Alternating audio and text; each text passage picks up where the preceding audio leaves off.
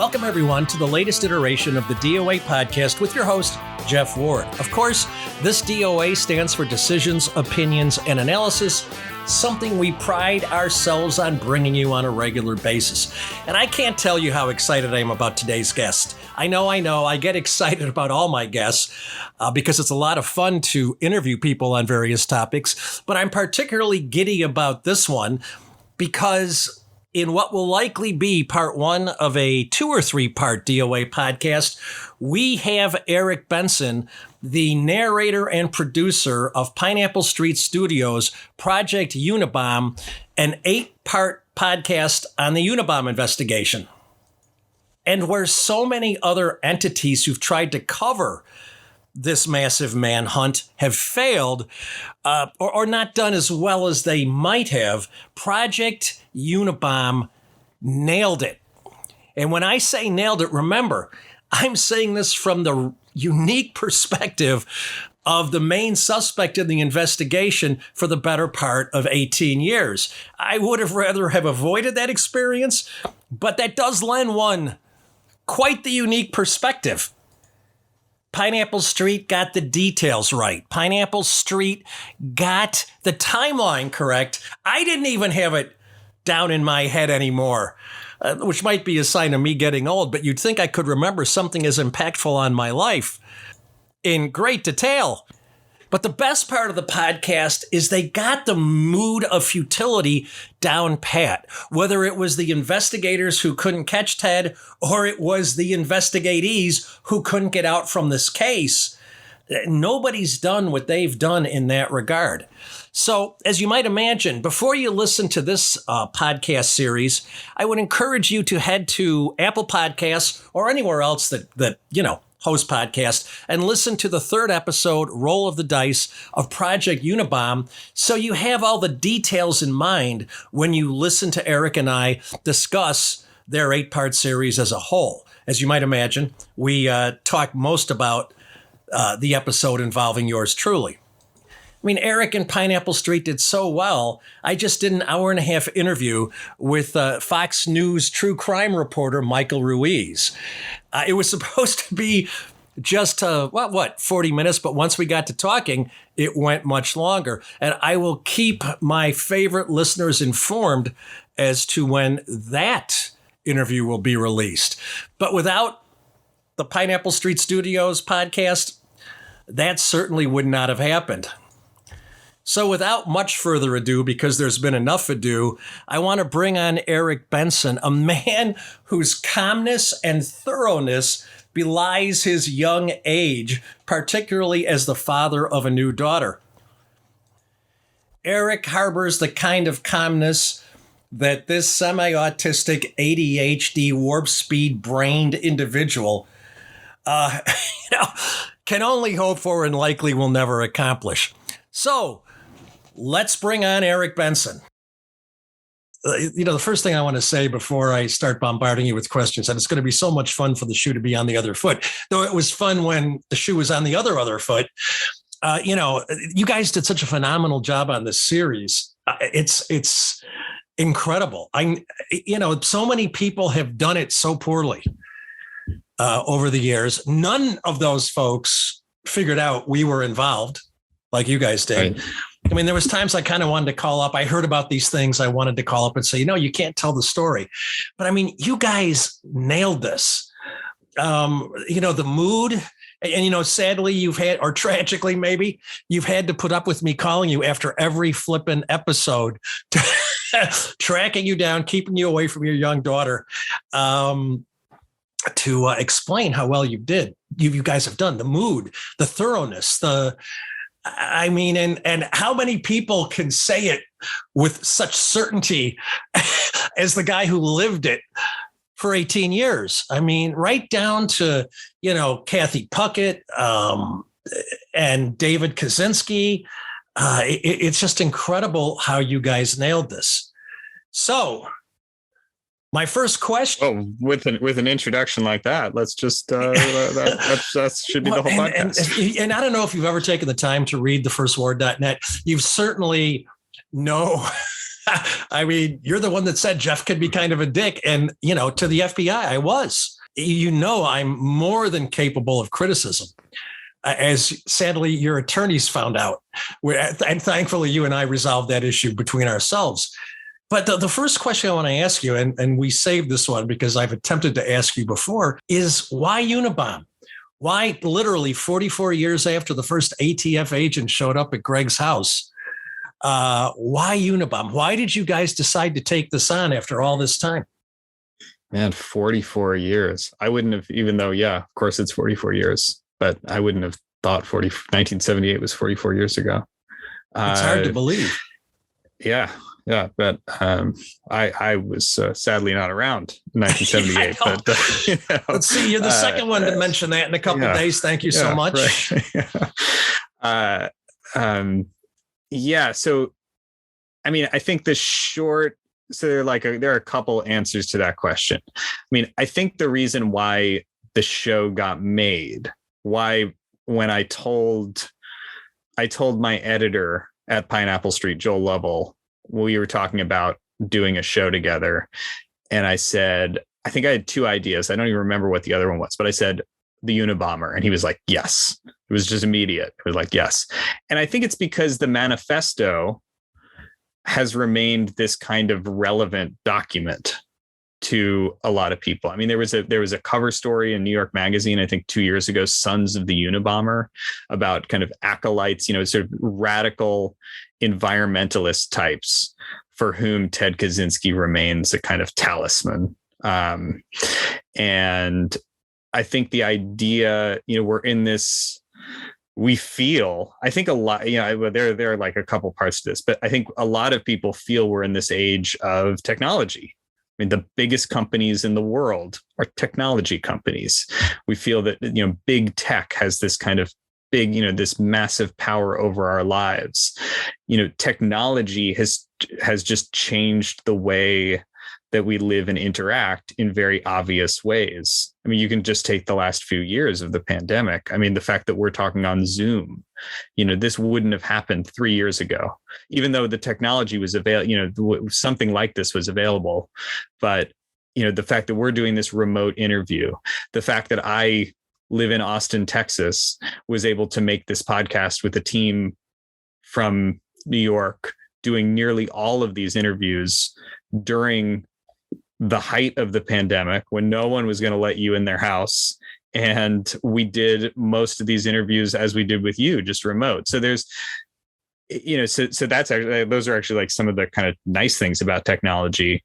But I think, a lot of people, including myself, have like ambivalent feelings about the fact that we all, sit around on the couch and look at our phones all day, and all the things that's kind of how that's changed our lives. And so Kaczynski was this like had this radical vision of technology being this huge mistake.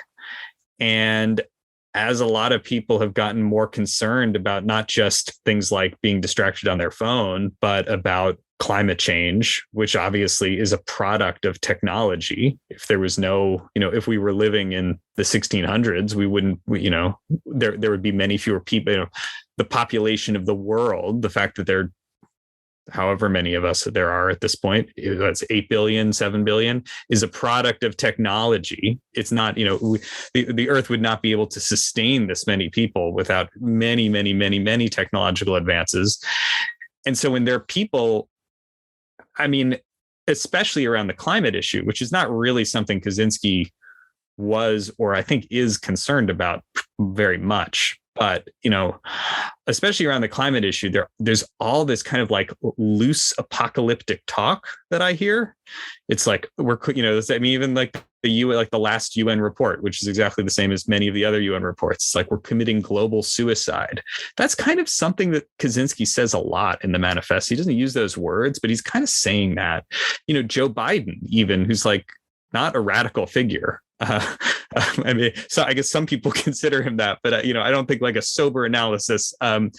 He talks about like climate as an existential threat. Existential threat means it is a threat to the existence of the species. Like that's also kind of like a that's really incredibly strong rhetoric, essentially questioning technology. And so we have this document written by a terrorist 26 years ago that outlined all of these feelings, these thoughts, these observations about how technology has led humanity astray. And here I am in this podcast really got started in 2019. Here I am in 2019, hearing things that sort of seem similar from people who are very much not terrorists who live in cabins in Montana and, engage in 18-year bombing campaigns. So this guy's ideas, I don't think it's that Ted Kaczynski introduced these ideas into the public discourse at all. No, I mean, these ideas were around long before, as I think we really go to spell out in the show. But the fact that this guy felt, at least on the surface, so strongly about these ideas that he went and started killing people, I thought that was pretty interesting start for a podcast. Why, and then the question, because I was sort of skeptical of Kaczynski's of this claim that Kaczynski and I think even more some people who follow him say, which is sort of oh, he killed people because of the technology issue, almost like he had kind of formed this philosophy, and he was like, well, I could, sort of soberly, he sits and I could do political advocacy, or I could do this, or I could do that. Oh, but no, you know what? I think the way to do this is to send bombs through the mail to people and kill one person a year for 18 years and try to. And so I wanted to kind of investigate who this guy really was, what really drove him to violence. And I think that's also something we see a lot of people, not just today, but today, do violence for claimed rational reasons. And I wanted to scrutinize why people are actually driven to violence, and why people who then claim ideological programs are really driven to violence. Well, interesting. And so that's kind of the high level. I think that's why there was this kind of relevance. I think the relevance that my editors and producers saw was this kind of sort of specifically about some of these technological and climate change issues today, and the fact that Kaczynski was this anti-tech radical at a time where people at least talk a game about being anti-tech radicals. We need, growth, should we really be, should the world we've been on this kind of path of growth for so long. Are we kind of killing ourselves by continuing to push that, continuing to make all this new stuff? Should we slow down? And Kaczynski's kind of in that conversation, not, I think, as an intellectual leader, but as this kind of embodiment of a kind of rage and anger that's part of that. But then the other thing was that was sort of the thing that really got me, the event that got me interested in this was there was a serial bomber in Austin, where I live, in 2018, which is not an event people really remember. He killed, I think 3 people. Jeez, we didn't even hear of it up here in Illinois. It was front page news. It's just you've forgotten. I mean, it was on the front page of the New York Times. But it lasted for 2 weeks, and a bunch of people were killed. And this guy was sent bombs through the mail, and then he did booby traps. So it's actually very kind of Kaczynski-esque. But he was discovered relatively quickly, and he blew himself up while the police were chasing him. And they found some video that he'd made, which I think has never been shared publicly. And this sort of police response, I don't think anyone's really ever seen the video other than the police, was yeah, this doesn't really explain why he committed the violence. There is not a coherent ideological program here. And I was okay, well, he and Kaczynski, I think there's a similar, even though Kaczynski had this ideological program, I think really the important thing, and this is seems quite obvious maybe, but I think the important thing is that he killed people more than that he wrote a document. But the fact that he did both, and that the ideas in the document are ideas that at least some part of them are widely shared. I thought that that's the beginning of something. Well, that's interesting. I mean, for me, my interest is being directly involved in it. So it's fascinating to hear what led somebody to do it. The fact that other people doing it so poorly before you didn't deter you. And imagine now you're me growing up in the 60s, where the height of technology was Dick Tracy's two-way wrist radio, as seen in the cartoons on Garfield Goose, which was a local Chicago kid show. I mean, I've grown up from when we got our first walkie-talkies. I was like in heaven. And now, communication is instant. I don't know if that's grounded me more so the technology doesn't affect me as much. I generally love it because I couldn't do what I do without it.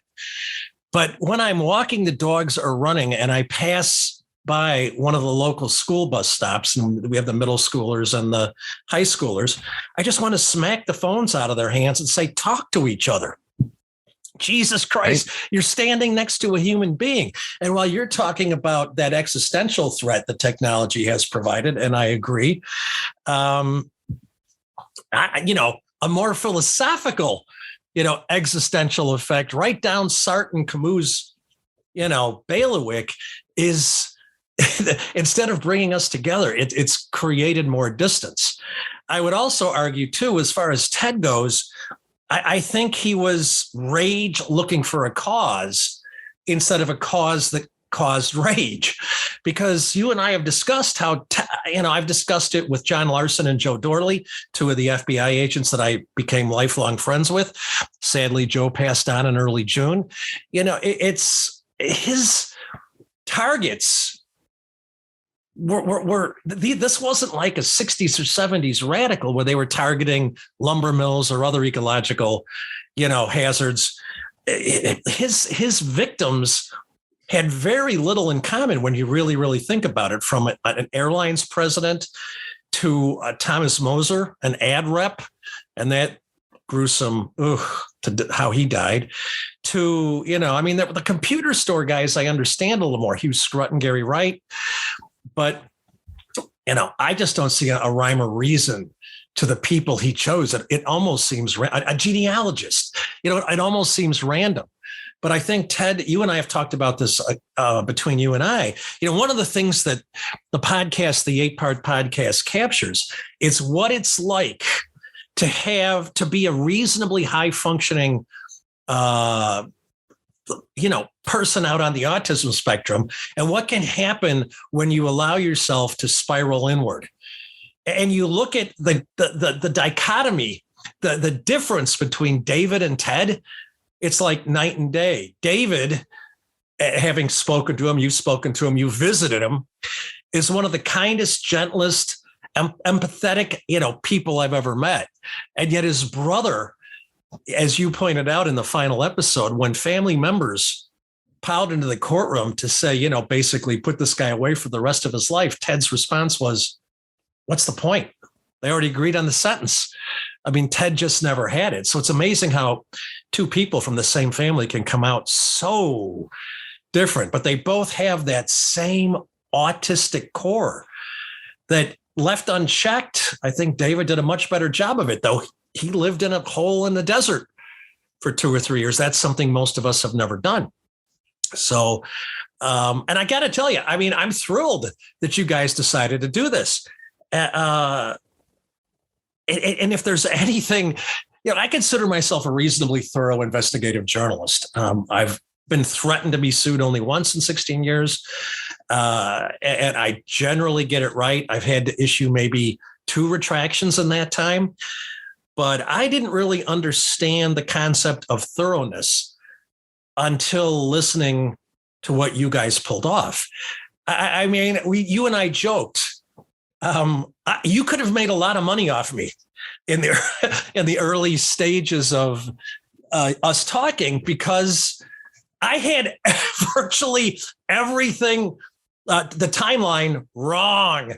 I forgot about 1978. I swore it was 1980. I would have bet you any amount of money the FBI showed up in 1980, not 1981. I mean, you got people to talk to you, and we'll get to that question. My publisher has a question, Paul. I mean, the thoroughness of your team, and even Greg and I sending you all the paperwork we had, you getting so many details right. I've never felt so outclassed in that regard as dealing with you guys. And I'm pretty good. I mean, explain it. I mean, this thoroughness is such a rarity these days. Get it out there, 30-second soundbite, particularly in my capacity to run political campaigns, where, by the way, I am equally as thorough.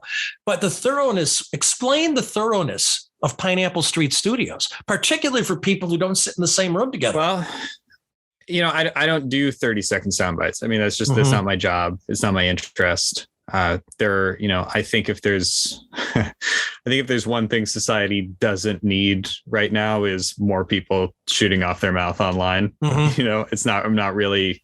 Yeah, but there's that. It's not what you guys did. Yeah, I mean, right. It's not really what I'm good at. It's not really my temperament, and it's not my interest. So, I mean, as far as the thoroughness, I think it's just a kind of curiosity in wanting to get the story right.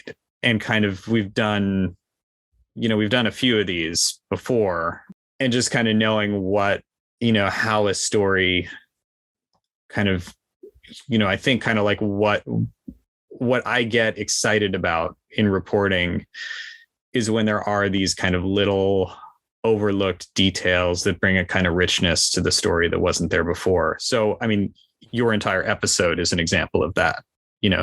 I think there are many people who probably could have gotten the story of the Dungeons and Dragons group in the past. It was kind of out there for a long time, just sort of hanging out there. That one sentence in every book, show, whatever. Yes. Yeah. I mean, look, you have written did you actually finish the manuscript of the book that you wrote where you got close? I mean, you wrote a lot of a book in 95. A lot of FBI agents knew about this. There were a lot of people involved. This wasn't like, there was a grand jury. I mean, there are a lot of ways that this story, someone could have doubled back after it became clear what this was and why that the Unabomber story was an important chapter in American history, really. And that this is a sort of little forgotten chapter of it. And so it's like, why did no one do it before? Well, for me, what is exciting is when there is this little mention of something like Dungeons and Dragons suspects in a book. And I said, wow, I want to figure that out. And part of it was, I think a big part of it, like the reason why you guys were suspects, was the kind of Dungeons and Dragons of it. Because one thing that I was looking for all throughout this podcast were ways where this story felt like it was kind of like part of its era. That Ted, why was Ted doing certain things in 1978 and different things in 1995? I mean, for me, when I really get excited about a story, it's like the fact that the guy who ended up becoming the head of the Unabom task force before that was like the resident agent in the Palo Alto office, meeting with technology companies to figure out, to tell them how they could protect themselves against foreign spies working for their companies, so, I mean, that's like, what a kind of nice little irony that the guy who ends up kind of overseeing the effort to capture Ted Kaczynski comes directly out of technology. He didn't have to like that. They could have chosen a lot of different people for that role. And so, for me, it was like one of the things like early on that was a model for this podcast. And I don't know if we like quite hit the nail fully on the head with this, was the ESPN O.J. Simpson documentary series, where it was like, let's tell the story, this story that you sort of think about O.J. Simpson, and the murder of his wife and Ronald Goldman. but let's let's make it also about the history of like race in America and policing in America. And let's find all the ways that these kind of stories gel together, and OJ's own ambivalent relationship toward his race and what he owed to, as a black man in America, like all that stuff. Just so, and of course the trial became, the trial and the verdict, it became very racialized. So it like really worked. And I was sort of thinking, can we do that sort of, but about technology?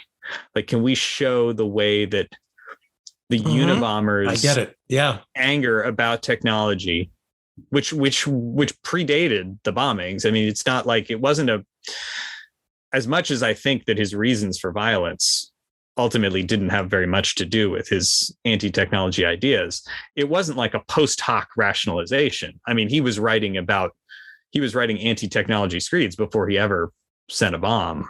And so like, what are the ways in which, where you can sort of see how this guy got created by the technologies that are kind of how he was kind of created and caught, and how this case sort of syncs up with the larger society and technology. And so to me, one of the things that was like, because it was the only thing known about your story, was that it wasn't just a random group of suspects. It was a random group of suspects that became subjects of the investigation because they played this game that at the time was new. And because it was new, sort of seemed scary to people.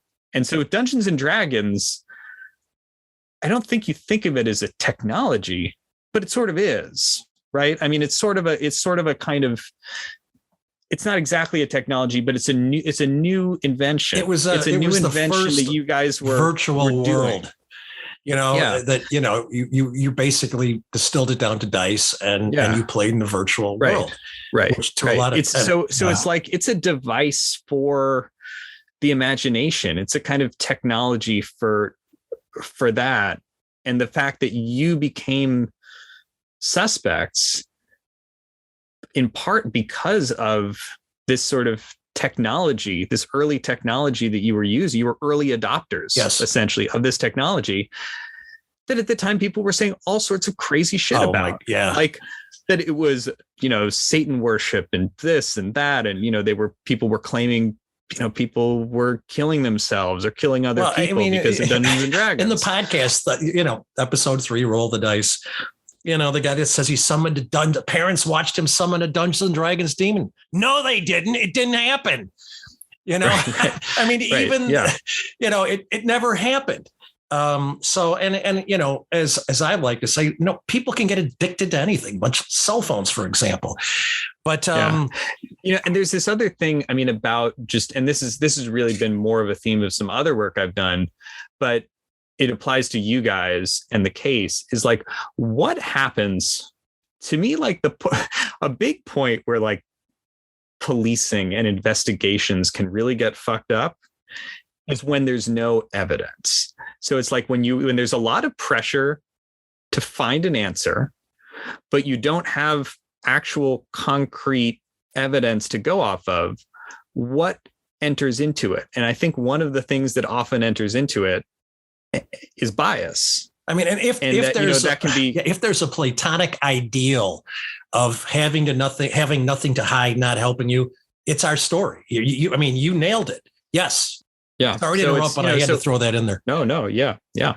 So I think it's like, you see this just in a lot of different ways, and your case is sort of an interesting way in which the thing that invokes the bias is this kind of new technology in a case that ultimately will be about an anti-technology terrorist, although no one really knows that at the time. And of course, your case doesn't have anything to do with Ted Kaczynski. Nothing. Which is just a kind of like interesting the fact that it was this, that you're kind of caught up in it, and it doesn't have anything to do with Ted Kaczynski, but it has to do with the story of the investigation. And the story, and if there's one thing that really, the story of the investigation is like a thing that I think was never really Oh, and not even close. I mean, not to get too far off track, because I have a question that follows on this, but you're the only people that have gotten the fact that there was sometimes one or two people on the case. You know, they weren't coming at us every other day. And it was Tom Barrett, and then it was some of the other people you discussed, Mad Max, as one person. They didn't put a lot of energy into this until he started killing people. You guys nailed that kind of hopeless feeling, the feeling of from 1988 to 1993. You finally answered the question in my head. Why? We used to say, John, Joe, and I, why hasn't he set a bomb? We finally agreed in like 1981 that he blew himself up, whoever this guy was. And then, of course, in 83, it starts up again. But this hollow, hopeless feeling that you could do nothing to stop it. And it's just going to go on and on and on. And, be a negative central part of your life for your entire life. And as far as, in my defense, as far as the thoroughness goes, that we do have a lot of similarities, but there's in our journalistic investigative approaches, but you're going for the long haul. I mean, I'm writing 2 800 to 1,000 word pieces a week, and you can't spend more than 2 weeks on a 1,000 word piece, especially when you're not getting paid to do it. So, I am thorough in the short term, but I'm still impressed with what you guys did in the long term. I mean, how many years was this podcast in the making, this 8-part series? So, I mean, there's an answer to that question, whether it accurately captures that. The answer is 3 years. Yeah, the answer is 3 years. The first reporting trip that I did for the podcast was in August, the end of August of 2019. Now, it's not as if we were working on the podcast full time the entire time. I mean, I've done a lot of other things during that period of time, and there were a lot of delays, kind of unforeseen delays, many of them because of the pandemic, which made reporting more difficult, which, just sort of slowed things down in a number of different ways. So this podcast certainly could have been made if you were to put all of the work hours together of everyone. It doesn't add up to 3 years of a team working full time. It's that kind of, it did take 3 years. It's that kind of persistence that's laudable, that you just saw it through. Having 3 years to do it, even if you're not working the whole time, actually is helpful, because it allows certain things to kind of develop slowly. And it allows, in this case, it allowed kind of certain sources, I think, who were very important to the show to sort of come around to the idea of participating, and I think the big ones being David Kaczynski and then your friend, Greg. I think the fact that it wasn't like, hey, a lot of people in my experience get calls from journalists and they're thinking like, they're thinking of like All the President's Men or something. Like they think like, I'm on deadline, like I need a quote now today, and it's like comment or no, or even more than that, like TV news, like you're out, like here I am out on blah blah blah, like, well, sir, do Fox, you want to comment Fox on News this? Calling me, which we'll get to. They, I did the interview the next day. They weren't manic, but they wanted it the same week. So yeah, I do think that makes a difference. Sure. But the other thing, being able to kind of, certain people allowing a relationship to kind of trust to develop, having some calls where it's like, hey, we're not, I hope you'll participate. Let me just tell you a little more about what this is, and you can think about it. And you are, I like to think I'm good at that. And it certainly worked with me. Although I would be likely to talk to anyone regardless, because, it's a story that needs to get out there. But for you guys, I intervened with Greg and said, I just talked to these guys, but I still thought he'd say no. I was surprised he participated, and that's a credit to you. And the Pineapple Street Studios team.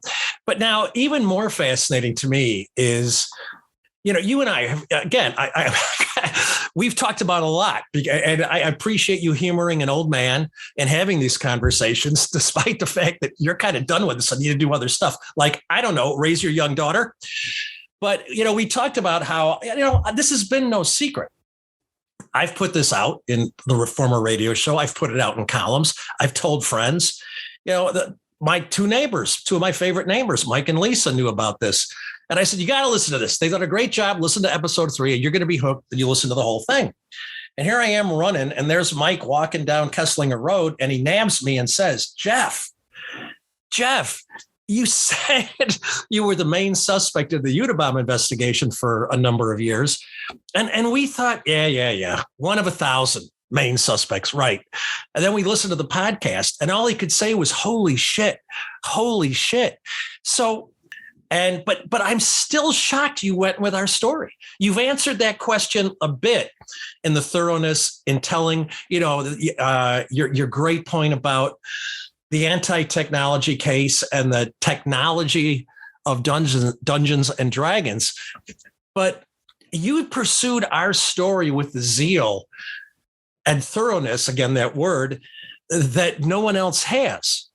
Aside from what you've already told us, what made you do that? And I'm thrilled you did. Well, if we were going to do it, we had to really do it. I mean, so yeah, we could. There's a version. You can do the Unabomber story clearly and not talk about you guys as suspects at all. Yeah. Because at the end of the day, like a lot of criminal investigations he was suspect 2,417 or 16. Mm-hmm. So there were thousands of other suspects who had files opened on them, at one point or another. It was clear you guys were important suspects because in so many of the accounts, it was like this group of Dungeons and Dragons suspects who kind of remained suspects until the end. So it wasn't, I knew that what I was searching for, if it was accurate, wasn't, there were these original suspects and they thought they did it. And then, 3 weeks later, they ran some files and they had the alibis and they found out they couldn't have done it. So there was clearly this kind of like this thing that persisted.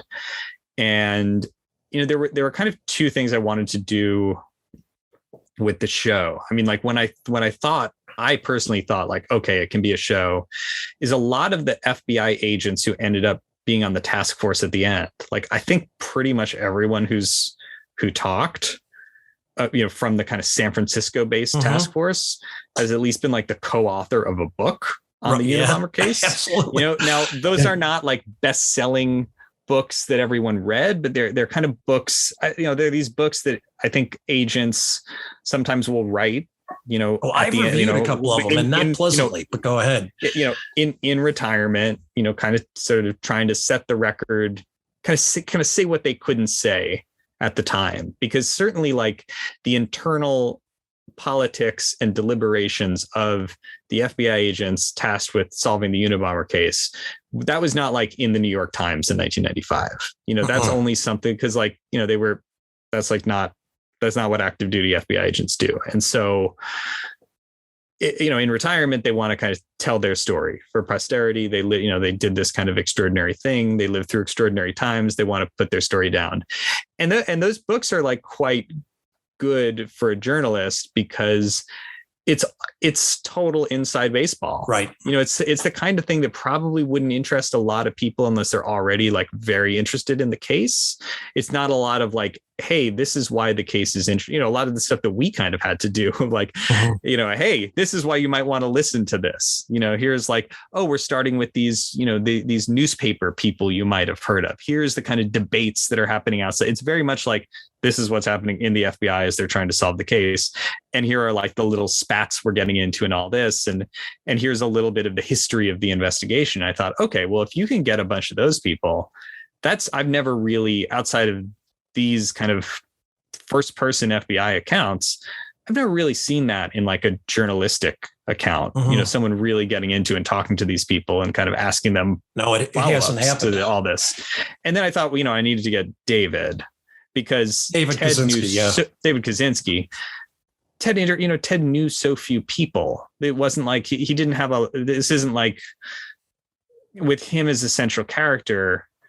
This isn't like a guy who had, 14 close friends and worked at this place and that place. And, you could really kind of like cobble to, I did a story not that long ago,